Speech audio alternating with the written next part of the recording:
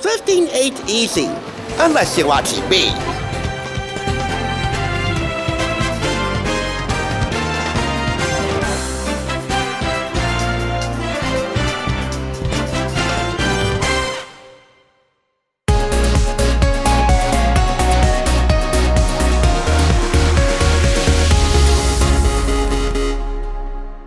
Welcome back! You're watching the Thrift Store Rundown, where not only are we bringing Hollywood home on a budget, but this week we're bringing cherished pieces of the World Wide Web home on a budget as we become World Wide Web Warriors.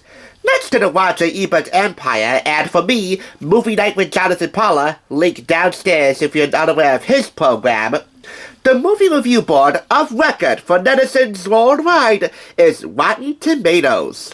Or if you're a Jersey boy like me, Rotten Tomatoes. Either way, it's the movie review website in a class all its own, and so named presumably because in the old days, when a theater performance went particularly awful, audience members would throw tomatoes either at the screen or at the performer.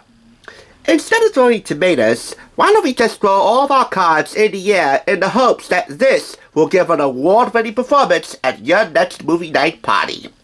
This is Rotten Tomatoes, the card game from Cryptozoic Entertainment, purchased for $2.99 from Red, White, and Blue in Patterson. It's for 2 to 20 players ages 10 on up because of the movies in here, and will take you 20 plus minutes to play, but not that much time to study, because it really is just a card guessing game, a movie guessing game. How well do you know your movies? These are the 3 steps to take to play and win the game. But of course, we have the game trailer to explain these 3 steps in great detail.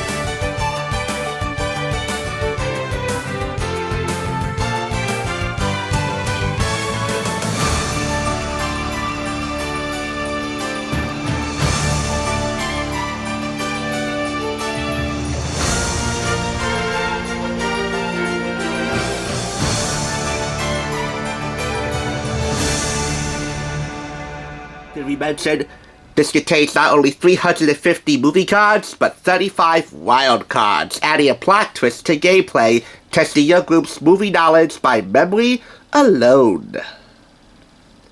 So let's get started. All this really is a card game, complete with instructions, and all the cards in here.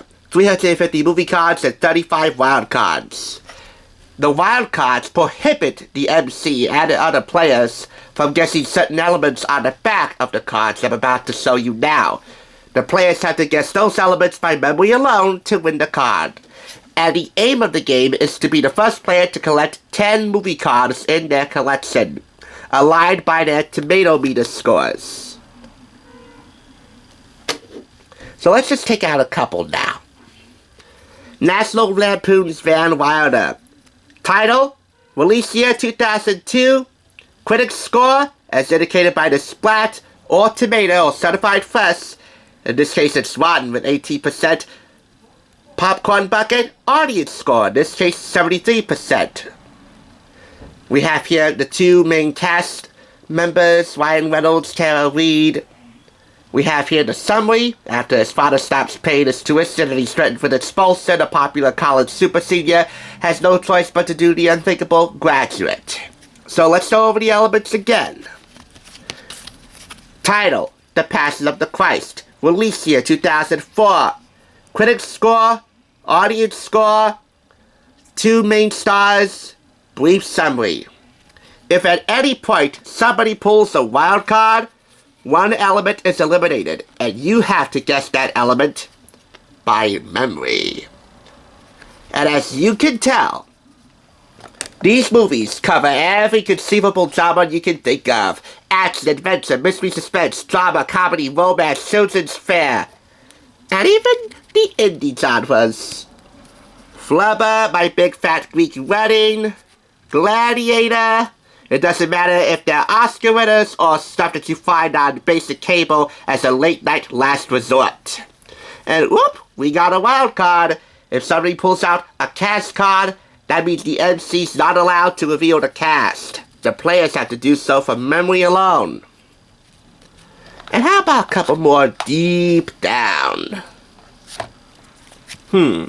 Tremors, Paranormal Activity, which I would like to get on DVD, The Thing, The Blair Witch Project, which I already have on DVD, Scream! Nev Campbell, yes. David Arquette, yes. Shame on you, Rotten Tomatoes, for not adding in Courtney Cox, the love of my life, Gail Weathers. We have Home Alone, Dune, which is how you know this is a fairly recent game, Practical Magic, and then some. And by the way, the wild cards in here cover not just the cast, but also the year, the name, the audience score, the tomato meter score, and the title. Once again, the aim of the game is to be the first player to collect 10 movie cards. However, if there is a tie, there will be a tiebreaker round until the player who has the most movie cards in their collection wins. It would have helped if some of the cards contained like a still from the films, like one small still, like a mini poster, or maybe some graphic art to represent that film. But they don't, so I'm gonna give it 4.5 out of 5 claps. Still, let's keep the tomatoes where they belong, for this game is freaking fresh. That's Rotten Tomatoes, the card game. Here's what's on deck for Wednesday. I don't know if I'll ever become a mythical beast myself anytime soon, but I do know that this could be a great gateway to start.